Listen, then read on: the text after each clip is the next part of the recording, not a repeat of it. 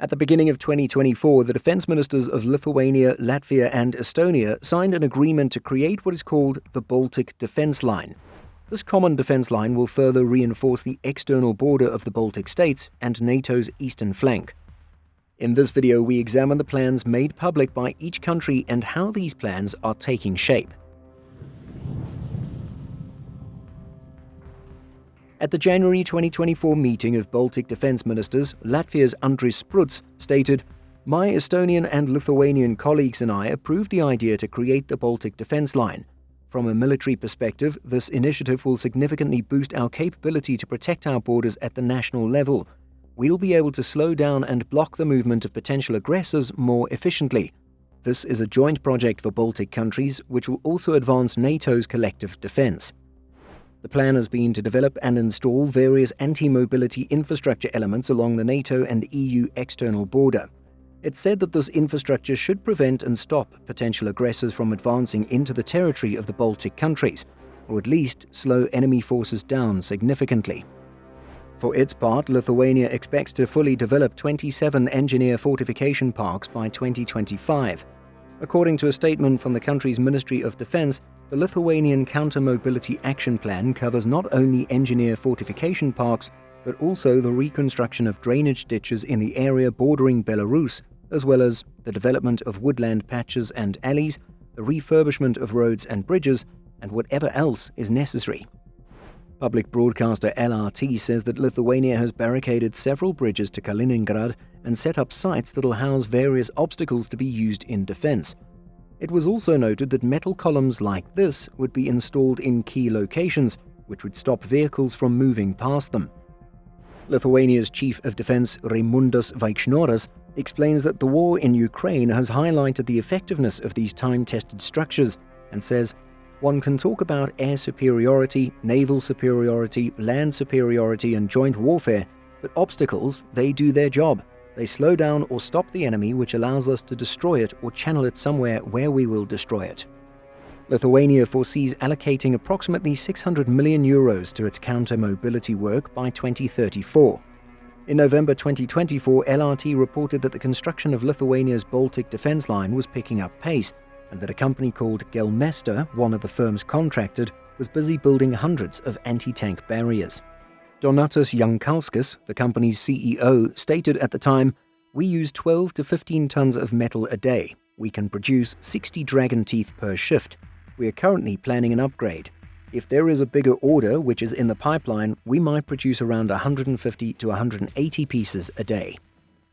Demand has been so high that the company has had to employ more people and even make use of construction robots. But moving over to Latvia, this country has approved a total investment of 303 million euros over the next 5 years. An official press release from Latvia's Ministry of Defense says that the country will reconstruct existing roads to make the border more secure by adding anti-tank trenches. Border area drainage ditches will be converted into anti-tank trenches later on. Obstacle lines of different types will be installed as well.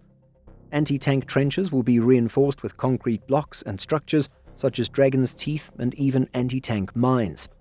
The government states that obstacle lines will be adjusted to the terrain, making full use of natural obstacles such as swamps, forest patches and other natural obstructions.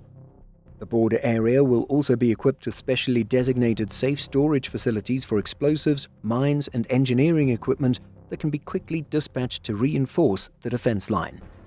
As for Estonia, its so-called Baltic Defence Zone will include the construction of some 400 underground bunkers on private land, 600 bunkers in total. In addition, if conflict erupts, it was stated that anti-tank mines, barbed wire and dragon's teeth would be used as well. It was particularly hard to find any visuals for Estonia's counter-mobility plans, so some of what you're seeing now may be images and video from what has been released by Lithuania and Latvia. Anyways, Estonia's project manager for the defense zone was quoted as saying, "We need land mainly to build bunkers because this is the first and most important step in our project. Each bunker will take an estimated 70 to 100 square meters of land. What we are discussing is how, in what way and how much. All the things that interest people, whether people can move there afterwards or what restrictions there will be." It was stated that each bunker would accommodate a section of soldiers or about 10 people within an area of 35 square meters. One resident, who will have one of these bunkers built on his land, told the media, "People asked good questions and received some answers to them. A lot of questions were written down, which were promised to be answered, but I think the general mood was positive." Estonian public broadcaster ERR says that since first being announced following Russia's full-scale invasion of Ukraine, Estonia had tested 3 different types of bunkers to see which would best withstand 155mm artillery shells. Breaking Defence reported in October 2024 that newer bunker designs had been undergoing explosives testing as well.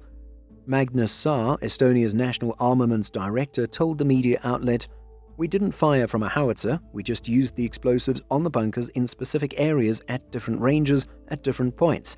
So let's say functional testing as opposed to imitating battlefield conditions." It was added that Tallinn plans to establish many bunkers mostly north and south of Lake Peipus, shared by Estonia and Russia. Indeed, you can see that this large lake makes up much of the border between the two countries. At least when these plans were announced in early January, there were no plans to build bunkers on the coast to protect the coastal border. Colonel Tarmo Kundla, chief of the operations department of the Estonian Defence Forces, was quoted as saying, "We're trying to build sea defences a little differently. For this, we are getting missiles and have purchased sea mines. And obviously, in the big picture, everything that we have planned is also part of this larger defence." The Centre for European Policy and Analysis reported that Estonia's bunker plan will cost some €60 million, while ERR reports that the installation of bunkers would begin in early 2025, with negotiations with private landowners taking place beforehand. And so you can see that each country's defensive plans and budgets are quite different from one another, although Estonia's appear to be the most different, opting more for bunkers than for anti-mobility structures. But what do you think of this Baltic border defense plan? Let us know by leaving a comment.